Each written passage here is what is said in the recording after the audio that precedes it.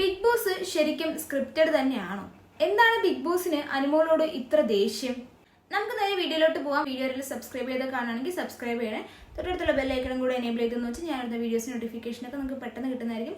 എല്ലാ ബിഗ് ബോസിന്റെ സീസണുകളിലും സീരിയലിന്റെ അതുപോലെ തന്നെ സിനിമയുടെ പ്രൊമോഷന്റെ ഭാഗമായിട്ട് ഗസ്റ്റ് വരലൊക്കെ ഉണ്ടായിരുന്നു. ഇത്തവണയും ഒരു സീരിയലിന്റെ ഭാഗമായിട്ട് ഹാപ്പി കപ്പിൾസ് എന്ന് പറയുന്ന ഒരു സീരിയലിന്റെ ഭാഗമായിട്ട് ജീവൻ ഗോപാലാണ് ഗസ്റ്റ് ആയിട്ട് ബിഗ് ബോസിലേക്ക് വന്നത്. അനുമോളും ജീവനും ഇവർ രണ്ടുപേരും ഒന്നിച്ച് വർക്ക് ചെയ്തിട്ടുണ്ട്, ഒരു സീരിയൽ ചെയ്തിട്ടുണ്ടായിരുന്നു. ആ സമയത്ത് ഇവര് കുറെ റീൽസും കാര്യങ്ങളൊക്കെ എടുത്തിട്ടുണ്ടായിരുന്നു. അതൊക്കെ നല്ല രീതിക്ക് റീച്ചായ റീൽസും കാര്യങ്ങളൊക്കെയാണ്. അതിനുശേഷം അനുമോളുടെ അക്കൗണ്ടിൽ നിന്നിട്ട് ആ റീൽസ് ഒക്കെ റിമൂവ് ചെയ്തിട്ടുണ്ടായിരുന്നു. അപ്പൊ രണ്ടുപേരും പിണങ്ങിയെന്നൊക്കെ പറഞ്ഞിട്ടും കുറെ കമന്റ്സും കാര്യങ്ങളൊക്കെ വന്നിട്ടുണ്ടായിരുന്നു. അവർ തമ്മിലുള്ള റിലേഷൻഷിപ്പ് ആയാലും ഫ്രണ്ട്ഷിപ്പ് ആയാലും എന്തോ ഒന്ന് ബ്രേക്ക് ആയി എന്നുള്ളത് നമുക്ക് എല്ലാവർക്കും മനസ്സിലായ കാര്യം തന്നെയാണ്. ജീവനെ കണ്ടപ്പോൾ തന്നെ അനുമോൾക്കുണ്ടായ ഒരു ഇമോഷൻ എന്ന് പറയുന്നത് ശരിക്കും പറയുകയാണെങ്കിൽ ഒരു ഞെട്ടലായിരുന്നു. അത് എല്ലാ ഇമോഷൻസും കടിച്ച് അല്ലെങ്കിൽ അടക്കി പിടിച്ചാണ് അനുമോളോടെ നിന്നിട്ടുള്ളത്. ഒരു ഗസ്റ്റ് വരുമ്പോൾ ഭയങ്കര അധികം സന്തോഷിക്കുന്നത് അനുമോളാണ്. ആ അനുമോൾ അവിടെ ഭയങ്കര സൈലന്റ് ആയി, ഫേഷ്യൽ എക്സ്പ്രഷൻസ് കണ്ടാൽ തന്നെ നമുക്ക് മനസ്സിലാക്കാൻ പറ്റും. ജീവൻ അവിടുന്ന് പോകുന്ന സമയത്ത് അനുമോളെ ഷെയ്ക്കാനൊക്കെ കൊടുത്തിട്ടൊക്കെയാണ് പോയിട്ടുണ്ടായിരുന്നത്.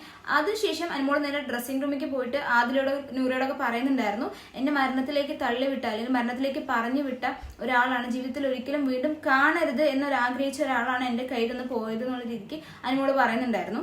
അപ്പൊ തന്നെ ബിഗ് ബോസ് ഓൺ ചെയ്തിട്ടുണ്ടായിരുന്നു ഡ്രസ്സിംഗ് റൂമിൽ വെച്ച് സംസാരിക്കരുത് എന്നുള്ളത്. ലാസ്റ്റില് എന്തൊക്കെയോ കാരണങ്ങൾ കൊണ്ട് ബ്രേക്കായ അല്ലെങ്കിൽ ലൈഫ് അത്രയും പെയിൻഫുൾ ആവാൻ കാരണമായ ഒരു വ്യക്തിനെ വീണ്ടും മീറ്റ് ചെയ്യേണ്ട വരുന്ന ഒരു സാഹചര്യം, ആ ഒരു സാഹചര്യം ഒരുക്കി കൊടുത്ത ബിഗ് ബോസിന്റെ അടുത്ത് ഒന്നും പറയാനില്ല.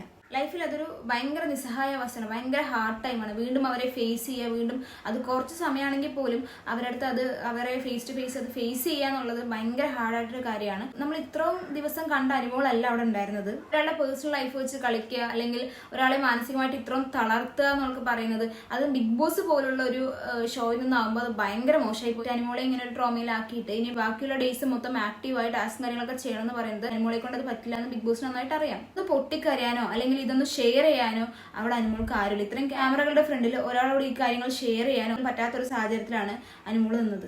ആ കുറച്ച് മണിക്കൂർ എന്തോരം ആക്ട് ചെയ്തിട്ടാണ് അവിടെ നിന്നെന്നുള്ളത് നമ്മൾ കണ്ടതാണ്. എന്തിനാണ് ആ പാവത്തിനായിട്ട് ഇങ്ങനെ ദ്രോഹിച്ചുകൊണ്ടിരിക്കുന്നത്? ഇത് ശരിക്കും പറയുകയാണെങ്കിൽ അനുമോളെ മെന്റലി ഡൗൺ ആക്കാൻ വേണ്ടി ചെയ്തൊരു കാര്യമായിട്ടാണ് എനിക്ക് തോന്നിയിട്ടുള്ളത്. അപ്പൊ നിങ്ങൾക്ക് ഇതിനെപ്പറ്റി എന്താ പറയാനുള്ളതെന്ന് വെച്ചാൽ കമന്റിൽ രേഖപ്പെടുത്തുക. നമുക്ക് നേരം അടുത്ത വീഡിയോയിലോട്ട് കാണാം.